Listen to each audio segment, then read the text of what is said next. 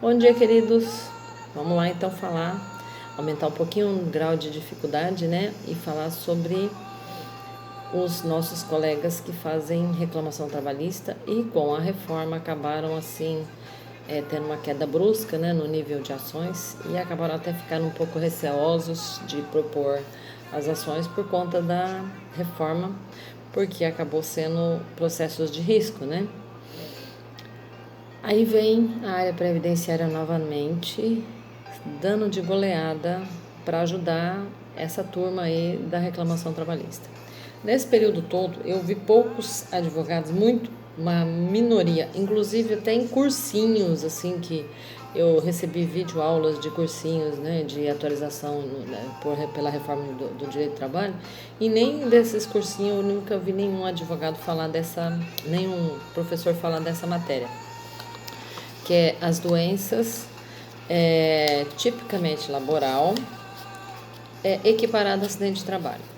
Como que a gente descobre isso? Através do CNAE versus NTEP versus Decreto 3048/99.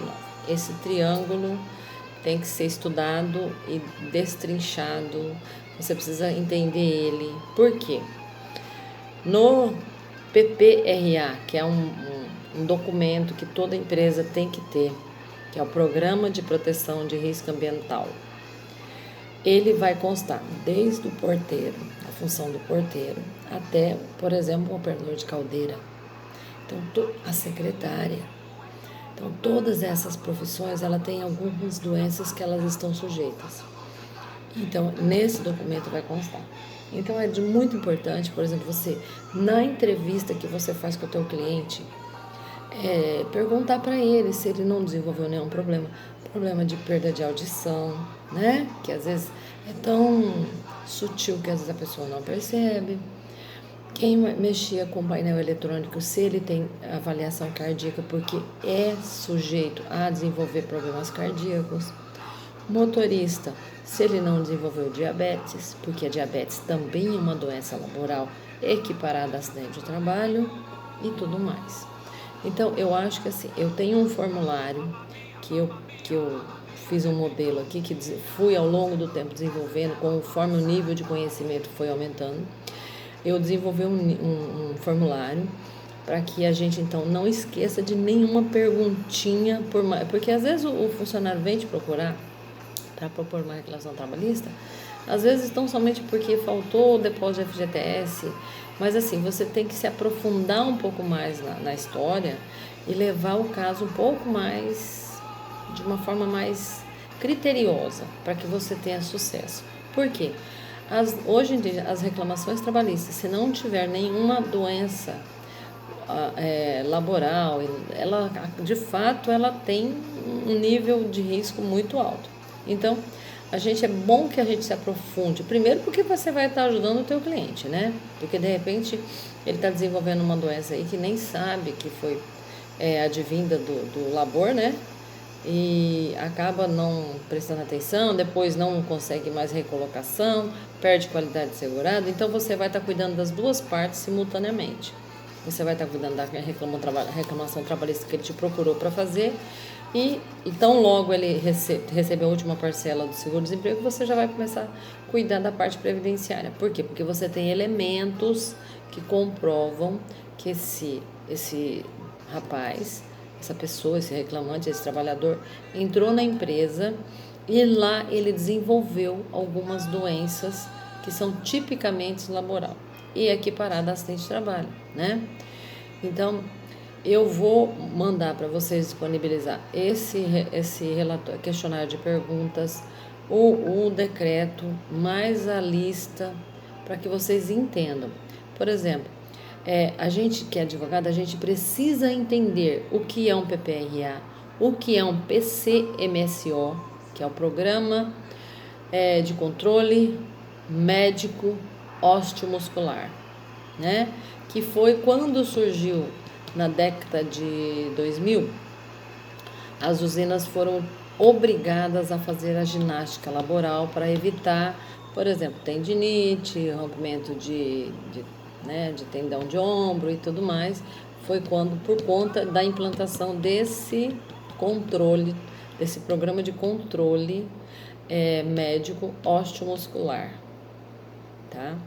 Então, e outra, tem também o ASO, que a gente precisa saber o que é, porque eu percebo que quando eu falo dessas siglas, ninguém sabe do que eu estou falando.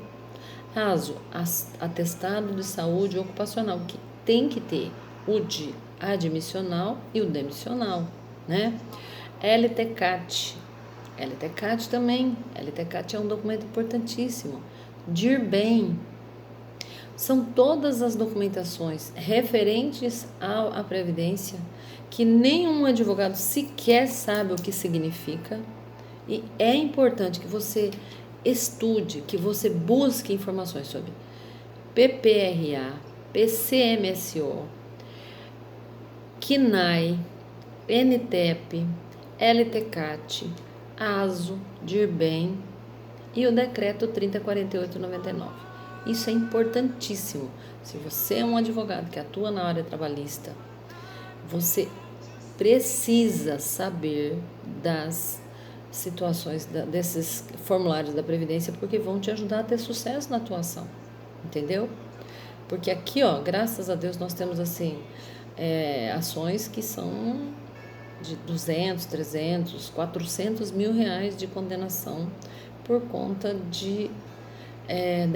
desse diferencial, de você falar, contar história. Eu sou muito criteriosa em fazer ações.